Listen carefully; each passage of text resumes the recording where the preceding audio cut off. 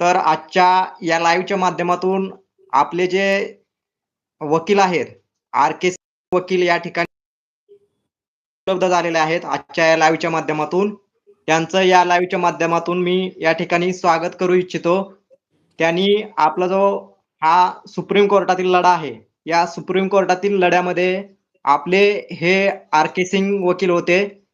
त्यांनी त्या ठिकाणी उत्तर प्रदेशमध्ये महाधिवक्ता म्हणून काम केलेलं आहे. अनेक याचिकांचं काम त्या ठिकाणी ते पद्धतीनं बघतेत आणि अनेक केसेस त्या ठिकाणी त्यांनी आपल्याला जिंकून देखील त्या ठिकाणी दिलेल्या आहेत. याच्यामध्ये आपली जी केस होती, ती केस देखील याच वकिलांकडे होती आणि आपला सीनियर काउन्सिल देखील त्या ठिकाणी आपण पटवाले दिलेला होता. परंतु सगळं जे काम आहे, ते काम या ठिकाणी आर.के. सरांनी पाहिलेलं आहे.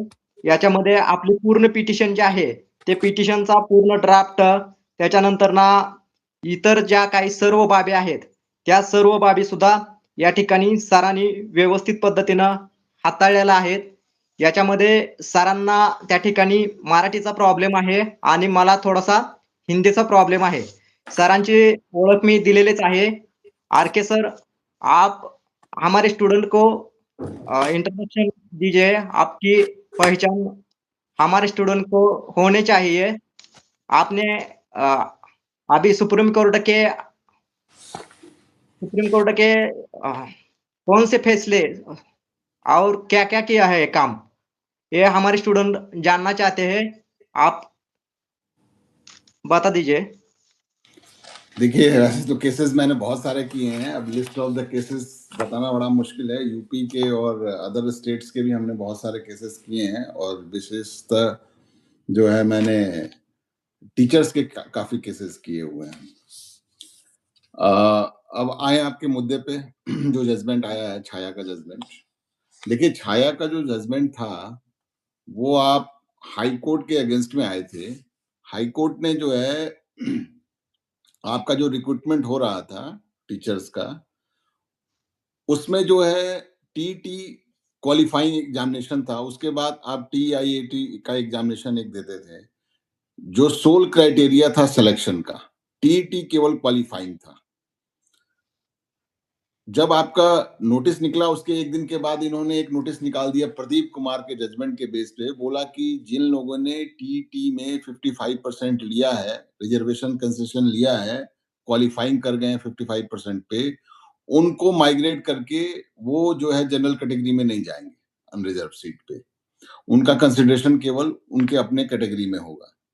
उसको लेकर के आप हाई कोर्ट चले गए थे। हाई कोर्ट ने जो है आपको प्रदीप कुमार के ही जजमेंट के बेस पे बोला कि नहीं सही है, आप माइग्रेट नहीं कर सकते। उसके बाद आप लोग सुप्रीम कोर्ट आए।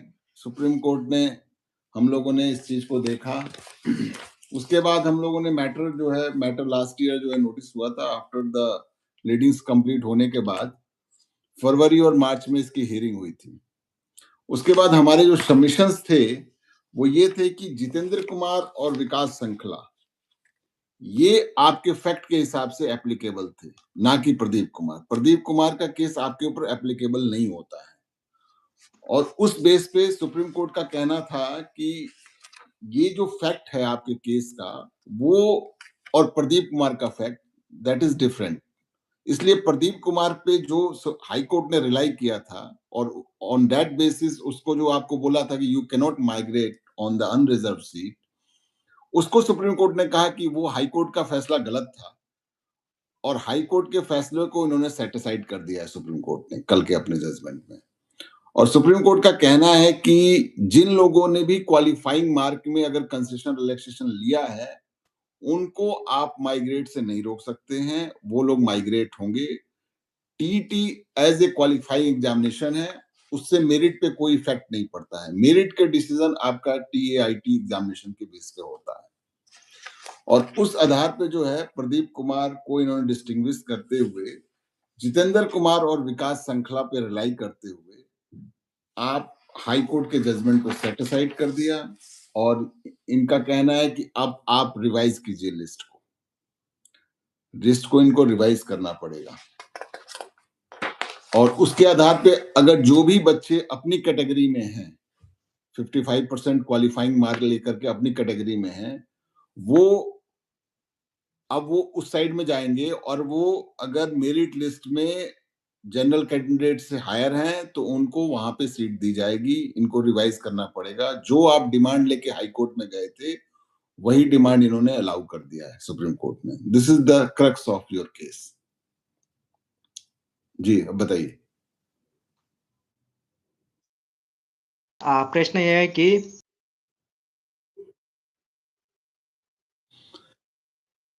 देखिए समायोजन के लिए इसमें कुछ नहीं कहा है। अब ये सरकार के ऊपर निर्भर करता है। भ्रमित करते हैं लोगों को, संभ्रमित करने का देखिए ऐसा है, वो गलत कहना है कि याद नहीं, देखिए ऐसा है, इन्होंने याद रिवाइज होगी या नहीं। रिवाइज तो करना पड़ेगा। सुप्रीम कोर्ट ने जो ऑर्डर पास किया है उसके हिसाब से 14/2/2025 के हाई कोर्ट के आदेश को इन्होंने क्वैश कर दिया, खत्म कर दिया है। और इन्होंने डायरेक्शन दिया है कि आपको मेरिट लिस्ट में इंक्लूड किया जाए, उन लोगों को इंक्लूड किया जाए जिनके मार्क्स टीटी में जनरल कैंडिडेट से ज्यादा हैं। बिकॉज वो लोग इसलिए माइग्रेट नहीं हो पाए थे कि उन्होंने टीटी एग्जामिनेशन में कंसेशन लिया था 5% का क्वालिफाइंग मार्क में। वो सारे लोग अब वो जितने भी लोग होंगे जिन्होंने 55% पे क्वालिफाई किया टीटी, वो अब कंसीडर होंगे जनरल में। जनरल की जब लिस्ट बनेगी उसमें जो है, अगर आपका मार्क्स ज्यादा है, भले ही आप 55% लेके आपने किया है, क्योंकि जब हाई कोर्ट ने ये कह दिया था कि आप माइग्रेट नहीं कर सकते, आपका मेरिट इधर ही बनेगा, क्योंकि आपने 55% का बेनिफिट लिया है, 5% का बेनिफिट लिया है टीईटी में। अब सुप्रीम कोर्ट कहता है कि नहीं, अब आपको उस कैटेगरी में कंसीडर किया जाएगा। अब आप इधर से उधर आ गए, आप रिजर्व से आप जनरल में आ गए। जनरल में अगर सब जो जिसका भी मेरिट बनेगा, चाहे जनरल कैंडिडेट हो या आप हो, चाहे 55% वाला भी हो, सबका मेरिट बनेगा। जो मेरिट में आएगा उसको अपॉइंटमेंट मिलेगा। उनको तो इंक्लूड करना पड़ेगा, एज पर द डायरेक्शन उनको इंक्लूड करना पड़ेगा इसमें। तो इसलिए जो है ना, सुप्रीम कोर्ट ने ये नहीं कहा है कि पटिशनर को आप एकोमोडेट कर दो, ये कर दो वो। सुप्रीम कोर्ट का कहना है कि अगर जनरल कैंडिडेट से इनके नंबर या बराबर हैं या एक नंबर भी ऊपर या कुछ भी है, आप इनको एकोमोडेट, वहां पे आपको लिस्ट बना के रखना पड़ेगा, आपको रिवाइज करनी पड़ेगी। हाँ, उनको करना पड़ेगा। उन्होंने ये, अब वो तो सरकार के ऊपर डिपेंड करता है कि सरकार अभी क्या करती है। बस as per the supreme court order इन्होंने आपको वहां पे ले जाके रखना पड़ेगा। जो आप पहले रिजर्व कैटेगरी में थे, because of you have taken the 5% concession in the teacher eligibility test, अब आपको उस जोन में आ गए। अब उस जोन में जो भी आपका टीएआईटी में नंबर आएगा उसके हिसाब से आपको कंसिडर किया जाए। पहले आपको उस जोन में कंसिडरेशन नहीं मिल रहा था, पहले आप इस जोन में कंसिडरेशन में थे, रिजर्व कैटेगरी की जोन में। अब आप उस कैटेगरी में चले गए। आप मेरी बात समझ गए? समझ में आई। आपको पहले हाई कोर्ट में आप गए इसीलिए थे कि क्या वो लोग माइग्रेट हो सकते हैं या नहीं हो सकते हैं। आपका question of law high court में यही था कि जिन लोगों ने कंसेशन लेके क्वालिफाइंग किया है, क्वालिफाइंग एग्जामिनेशन, वो उस कैटेगरी में माइग्रेट हो सकते हैं या नहीं हो सकते। यही क्वेश्चन ऑफ लॉ था हाई कोर्ट में भी आपका। तो हाई कोर्ट ने मना कर दिया था because of the consideration of the Pradeep Kumar judgement 2019। Supreme court ने कहा कि प्रदीप कुमार आपके ऊपर एप्लीकेबल नहीं होता है, इसलिए उन्होंने कहा कि नहीं, आप माइग्रेट हो सकते हैं। This is the only the question has been decided by the supreme court. Therefore the supreme court said कि भाई आप अब इनको इंक्लूड करो लिस्ट में, और जो है सेट असाइड कर दिया हाई कोर्ट का ऑर्डर और इंक्लूड करने के लिए डायरेक्शन दिया है। इसमें कोई समायोजन की बात नहीं की है सुप्रीम कोर्ट ने। आप जो है लिस्ट बनाओ। आप अगर आपने किसी का अपॉइंटमेंट कर दिया है तो सब्जेक्ट टू द आउटकम आपको हाई कोर्ट में ही मिला हुआ था, सब्जेक्ट टू द आउटकम।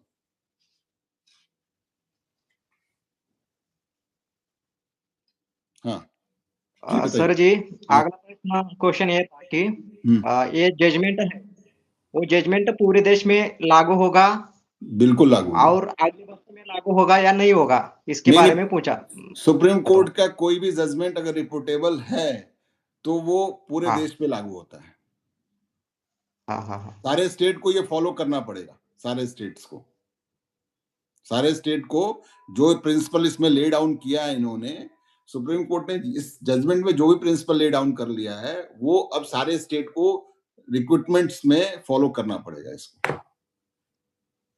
और किन किन मुद्दों पर एक फैसला खारिज कर दिया? नहीं, खारिज नहीं किया, ये तो अलाउ किया हमको, हमारे फेवर में दिया है। हाँ। अलाउ कर दिया, हम्म। वो शासन को बाजू में कर दिया। हाँ, जिस जिस आधार पे प्रशासन ने आपको जाने से रोका था, जिस जजमेंट के आधार पे आपको जाने से रोका था, जो उनका नोटिफिकेशन आया कि because of the Pradeep Kumar हम आपको उस जोन में कंसिडरेशन नहीं करेंगे, आपने टीटी में कंसेशन ले लिया।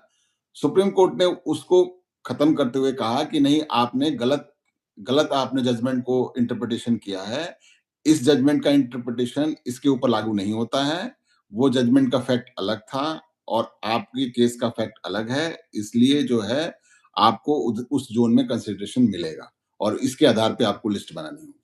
बस सुप्रीम कोर्ट का यही, क्योंकि बिकॉज आप हाई कोर्ट में इसीलिए गए थे, हाई कोर्ट में आप दूसरे किसी चीज के लिए नहीं गए थे।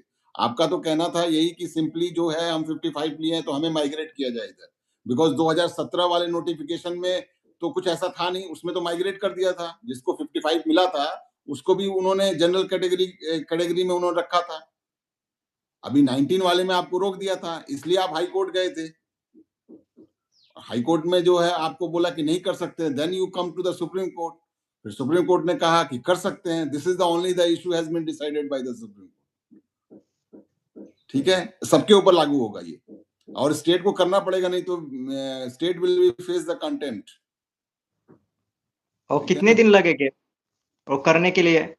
अभी आप रिप्रेजेंटेशन दीजिए स्टेट को ऑर्डर में लगा करके, और अगर स्टेट नहीं करती है then we will be file the contempt petition. ठीक है। आमचं म्हणणं असं आहे की आपण त्या ठिकाणी अवमान याचिका देखील दाखल करू शकतो.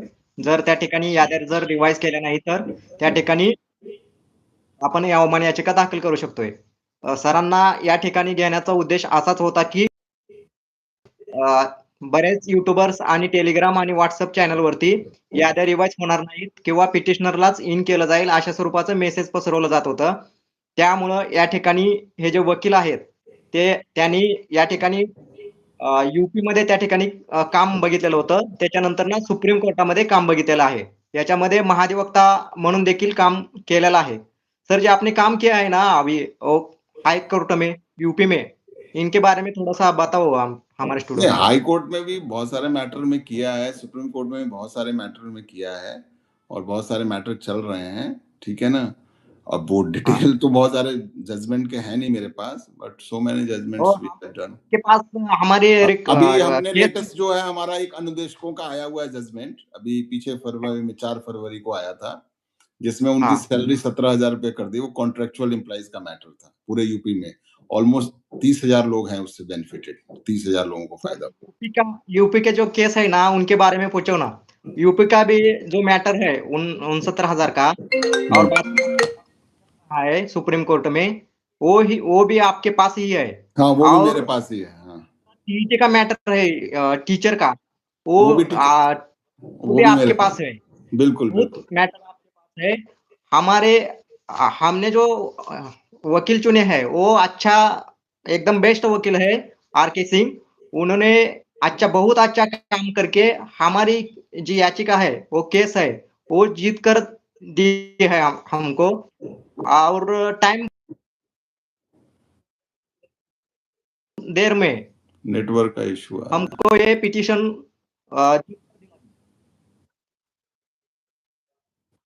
हमारे स्टूडेंट को, वो जो टीईटी का मैटर चल रहा है टीचर का और यूपी का, दोनों पे पूछ दो, दोनों के बारे में देखिए, वो बताओ टीचर ना। का भी चल रहा है, वो सिमिलर टू आपके ही तरह है, उसमें भी माइग्रेशन नहीं हुआ है। हाई कोर्ट ने कह दिया है माइग्रेट करने के लिए, बट दूसरा पक्ष इधर आ गया, इधर हम रिस्पोंडेंट हैं, तो उसको भी अभी लगना है, देखिए नेक्स्ट मंथ में लग जाएगा केस, तो उसको भी हम आपके ही सिमिलर टू केस है आपकी तरह वो भी। वो भी अभी पेंडिंग है डिसाइड होने, बट हाई कोर्ट से हमें मिल गया रिलीफ। इसी तरह राजस्थान में भी चल रहा है। सो मैनी स्टेट्स में ये सब प्रॉब्लम्स हैं, कुछ ना कुछ प्रॉब्लम्स हैं इस तरह की जो आपके स्टेट में है। तो मेरे ख्याल से इस जजमेंट के बाद सारे स्टेट वालों को फॉलो करना चाहिए इस जजमेंट को। तो अब गवर्नमेंट को कंसिडर करना चाहिए, जजमेंट बिल्कुल क्लियर कर दिया है उसने कि क्वालिफाइंग एग्जामिनेशन में अगर आपने कंसेशन लिया है तो you can not bar in the merit. आप मेरिट के आधार पे आप जो है उनको वहां कैटेगरी में नहीं रख सकते, आपको माइग्रेट करना पड़ेगा उसको, क्योंकि लेवल और प्लेइंग फील्ड की बात है। जी। सर जी, चिराग ने आपके पास फाइल दे दी है ना, और राजस्थान में भी ऐसा ही हाँ, मैटर हुआ है राजस्थान में महाराष्ट्र। भी वो हुआ है, बट वो गवर्नमेंट अभी तक आई नहीं, कैविएट फाइल है। Now we are waiting from last 10 months. अब देखते हैं, और गवर्नमेंट को रिवाइज आना नहीं है चाहिए ना? मेरे ख्याल से। अब ये जजमेंट इज वेरी क्लियर, इस जजमेंट में ये हाँ, बहुत कुछ क्लियर है। ठीक है, ओके, ठीक है, ठीक है, ठीक है, धन्यवाद जी, ठीक है, थैंक यू। ठीक है। Thank you. This is the very good judgement for all of the candidates. आपके स्टेट के लिए बहुत अच्छा जजमेंट हुआ है, और उन लोगों के लिए जिनको इसमें काफी लोग आ जाएंगे, क्योंकि अब यहाँ से माइग्रेट करेंगे तो अदर कैटेगरी के बच्चे उस जोन में कंसिडरेशन होगा, क्योंकि वहां की सीटें खाली हो जाएंगी अब। इसलिए अब बहुत सारे बच्चे इसमें अंदर आ जाएंगे जिनको अपॉइंटमेंट नहीं मिला है, क्योंकि वहां जब आप जाओगे तो वहां से कुछ बच्चे बाहर जाएंगे जॉब से। फिर इस कैटेगरी के बच्चों को इस कैटेगरी में जॉब मिल जाएगा जिनके मार्क्स कम है टीआईटी में। तो इससे काफी लोग अंदर आ जाएंगे इसमें, और कुछ लोगों के ऊपर तलवार तो लटकेगी, कुछ लोग तो जाएंगे इसमें। अब वो जो जाएंगे उसके लिए गवर्नमेंट क्या करेगी, अब गवर्नमेंट डिसाइड करेगी। ठीक है, ओके। सर जी, एक प्रश्न था, क्वेश्चन था कि हाँ। याद रिवाइज होने के बाद कुछ लोग बाहर जाएंगे, वो बाहर जाने के बाद सुप्रीम में आ सकते हैं या नहीं? देखिए, सुप्रीम कोर्ट में तो अब केवल इसको रिवीजन का है, उनको पहले आना चाहिए था अपने अपॉइंटमेंट को प्रोटेक्ट कराने के लिए, उसमें इंटरवेन करना चाहिए था इनको। बट वो लोग नहीं आए जिनको अपॉइंटमेंट मिला था, उनको शायद ये उम्मीद होगी कि आप केस नहीं जीत पाओगे, इसलिए वो लोग नहीं आए थे। अब वो सुप्रीम कोर्ट इसको तो ओपन करेगी नहीं, इस चीज को सुप्रीम कोर्ट नहीं देखेगी। अब ये तो अब सरकार के ऊपर डिपेंड कर रहा है, नहीं तो जो आदेश है उसके हिसाब से तो उनको बाहर करना पड़ेगा, क्योंकि लिस्ट बनेगी, as per the rule regulation list बनेगी। क्योंकि आपको तो पहले हाँ, रोक दिया था ना, तो आप बस, सुप्रीम कोर्ट ने कहा है आप लिस्ट बनाओ उसके आधार पे, जो आधार पे लिस्ट बनेगा, हाँ, जो अंदर आएंगे, जो नहीं आएंगे वो बाहर जाएंगे। सिंपल थिंग, सिंपल सा है, इसमें कोई गलत नहीं है, इसमें सिंपल है। वो लड़के कोर्ट में जाएं, कोर्ट डिसाइड क्या करती है देखते हैं, वो तो बात की बात है। बट सुप्रीम कोर्ट इसको टच नहीं करेगा, सुप्रीम कोर्ट का जजमेंट आ गया है। अब वो रिव्यू पिटीशन फाइल होती है, रिव्यू भी जो है क्या बोलते हैं, चैम्बर में सुनवाई होती है उसकी, ऑलमोस्ट 99.9 इट इज डिसमिस। ठीक है, हाँ, हाँ, ठीक हाँ, है, ठीक देयर है, इज नो चांस। ओके, ठीक है sir ji. Okay, it is a very good judgment for you, all of the candidates, those who are hoping in this matter। तो बहुत अच्छा है, ठीक है, ओके, ठीक है, ओके। ठीक है।